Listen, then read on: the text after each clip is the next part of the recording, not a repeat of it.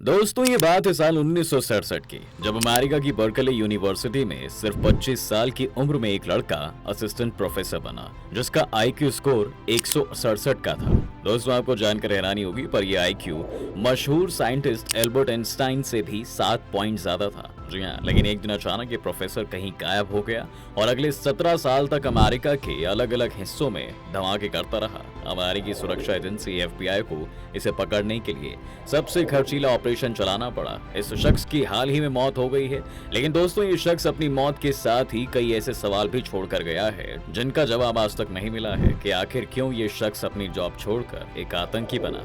चलिए जानते हैं इन सभी सवालों के जवाब हमारे आज के इस वीडियो में।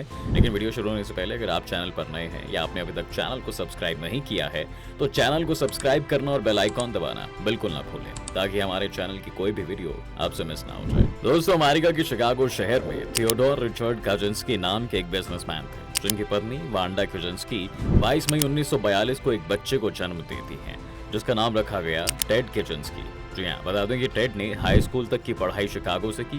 वह बचपन से ही लोगों से काफी कम बातचीत करता था और हमेशा खुद में ही मस्त रहा करता था। एक बार टेड से उसके पिता ने पूछा था कि तुम लोगों से इतनी कम बातें क्यों करते हो। ऐसे में टेड ने जवाब दिया था कि लोग मेरी बातों को और मुझे समझ नहीं पाते हैं और यही वजह है कि वो उनसे बात नहीं करता था। दोस्तों टेड भले ही लोगों से बहुत कम बात करता था, लेकिन वो था तो बहुत इंटेलिजेंट। आपको जानकर हैरानी होगी, पर सिर्फ 16 साल की उम्र में टेड काजिंस्की को हार्वर्ड जैसी फेमस और अच्छी यूनिवर्सिटी से स्कॉलरशिप मिल गई थी। फिर यहाँ से बैचलर करने के बाद टेड ने आगे की पढ़ाई मिशिगन यूनिवर्सिटी से पूरी की थी। दोस्तों टेड के बारे में ऐसा कहा जाता है कि टेड ने एक ऐसे रिसर्च पेपर लिखा था जिसे कि उसके प्रोफेसर तक नहीं समझ पाए थे। ये काफी हैरान करने वाली बात है, पर यह सच है कि पूरे अमेरिका में उसके रिसर्च को समझने वाले सिर्फ 10 से 12 लोग ही थे। टेड काजिंस्की की इंटेलिजेंस की वजह से ही टेड को छोटी सी उम्र में ही काफी अच्छी नौकरी मिल गई थी। आपको बता दें कि साल 1969 में कैलिफोर्निया की बर्कले यूनिवर्सिटी में टेड ने असिस्टेंट प्रोफेसर के तौर पर नौकरी शुरू कर दी थी। तब उसकी उम्र सिर्फ 25 साल की थी। शुरुआत में कुछ समय तक तो टेड ने इस नौकरी को किया था, लेकिन कुछ समय बाद एक रोज अचानक टेड ने इस्तीफा दे दिया। 1971 में अचानक से नौकरी छोड़ने के बाद टेड काजिंस्की लिंकन शहर के एक जंगल में झोपड़ी बनाकर रहने लगा था। उसके इस फैसले से न सिर्फ उसका परिवार बल्कि हर कोई हैरान रह गया था। दोस्तों टेड ने ऐसा फैसला क्यों लिया था, इस बात का किसी को नहीं पता था। अमेरिका की टॉप यूनिवर्सिटी में पढ़ाने वाला प्रोफेसर अब अच्छी सैलरी वाली नौकरी छोड़कर एक ऐसे जंगल में रह रहा था जहां बिजली पानी कुछ भी नहीं था। ये बात सभी को हैरान करने वाली थी, लेकिन यहाँ से टेड काजिंस्की यानी दुनिया के सबसे जीनियस इंसान के आतंकी बनने की शुरुआत हो चुकी थी। जी हाँ, टेड काजिंस्की नौकरी वगैरह सबको छोड़ने के बाद 25 मई 1978 को अमेरिका के नॉर्थ वेस्टर्न यूनिवर्सिटी कैंपस में एक बंद पैकेट मिला था। इस पैकेट पर यहाँ पढ़ाने वाले प्रोफेसर बकले क्रिस्ट का नाम और पता लिखा हुआ था। प्रोफेसर ने अपनी जान पहचान वाले कई लोगों से पूछा तो किसी ने ऐसे पैकेट भेजने की बात को एक्सेप्ट नहीं किया। इसके बाद प्रोफेसर ने तुरंत पुलिस को इसकी सूचना दी थी। पुलिस ने जब इस पैकेट को खोला तो इस पैकेट में हल्के आवाज के साथ एक विस्फोट हुआ। इस पैकेट को खोलने के बाद पुलिस ऑफिसर बाल बाल बचे थे। हालांकि ये बम काफी कम पावरफुल था, जिसने किसी को ज्यादा नुकसान नहीं हुआ, लेकिन इस बात ने हर किसी को हैरान कर दिया था। दोस्तों इस घटना के सिर्फ एक साल बाद ही 1979 में एक बार फिर से इसी यूनिवर्सिटी के कैंपस में एक बार फिर से एक पैकेट मिला। इस पैकेट में भी एक बम पैक था, लेकिन इस बार पुलिस के आने से पहले ये बम विस्फोट हो गया था। इस बार बम की वजह से एक छात्रा को चोट भी लगी थी, लेकिन इस बार भी जब पुलिस ने जांच की तो भी पुलिस के हाथ कुछ नहीं लगा था। इसके बाद 1980 में अमेरिकन एयरलाइंस का एक प्लेन शिकागो से वॉशिंगटन जा रहा था। इसमें अचानक से एक बैगेज से धुआं निकलने लगा। इसके बाद जब जांच हुई तो जांच में ये बात सामने आई कि प्लेन में बम रखा था, लेकिन किसी तकनीकी खराबी की वजह से ये बम नहीं फटा।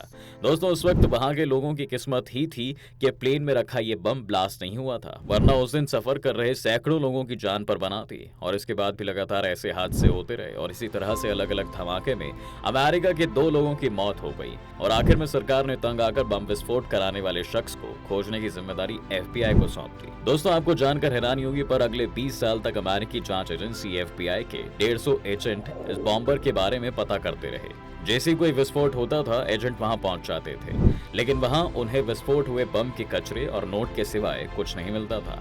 अगले 17 साल तक अमेरिका में एक के बाद एक धमाके होते रहे, लेकिन जांच एजेंसी और पुलिस को इन्हें अंजाम देने वालों के बारे में कुछ नहीं पता चल पाया। अमेरिकी मीडिया ने इस तरह से बम विस्फोट कराने वाले का नाम यूना बॉम्बर रखा था। इसके बाद दोस्तों 1955 में एक दिन यूना बॉम्बर का खत अमेरिका के सबसे बड़े अखबार दी वॉशिंगटन पोस्ट के दफ्तर में आया था। यूनाबॉम्बर ने इस खत का नाम industrial society and its future रखा था। जी हाँ, इस खत में उसने लिखा था कि अगर इस अखबार ने इस लेटर को नहीं छापा तो अमेरिका में इस तरह के हमले जारी रहेंगे। और जब एफबीआई को इस बारे में पता लगा तो एफबीआई ने अखबार को उस चिट्ठी को छापने की इजाजत दे दी। इस लेटर में लिखा था कि इंडस्ट्रियल रिवॉल्यूशन के चलते इंसान टेक्नोलॉजी पर निर्भर हो गया है और उसने अपनी आजादी खो दी है। इंसान को इससे होने वाले खतरे के लिए सतर्क रहना जरूरी है। इसके लिए विस्फोट होना भी जरूरी है। यूनाबॉम्बर ने इस चिट्ठी में 35,000 शब्द लिखे थे और उसने इस लेटर में मॉडर्न सोसाइटी का कड़ा विरोध भी किया था। आपको बता दें दोस्तों कि एफबीआई डायरेक्टर लुइस फ्रीह ने इस चिट्ठी को छापने की इजाजत ये सोच कर दी थी कि उसकी भाषा को पढ़कर कोई इस बॉम्बर की पहचान कर लेगा और आखिर में एफबीआई डायरेक्टर की ये सोच सही साबित हुई। इस चिट्ठी को पढ़ने के बाद हजारों लोगों ने संभावित बॉम्बर की जानकारी पुलिस को दे दी। इन्हीं हजार लोगों में से एक शख्स का नाम डेविड कजंस्की था।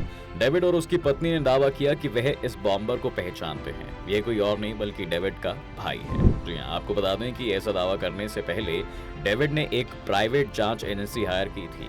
इस एजेंसी ने 6 महीने की जांच के बाद कहा कि यह डेविड का भाई टेड ही है और खुद श्योर होने के बाद ही डेविड और उसकी पत्नी ने एफबीआई को एक जानकारी दी थी। इसके बाद एफबीआई ने टेड कजंस्की की लोकेशन को ट्रेस करना शुरू कर दिया था और एक दिन अचानक एफबीआई और पुलिस की टीम ने जंगल से टेड कजंस्की को गिरफ्तार भी कर लिया था।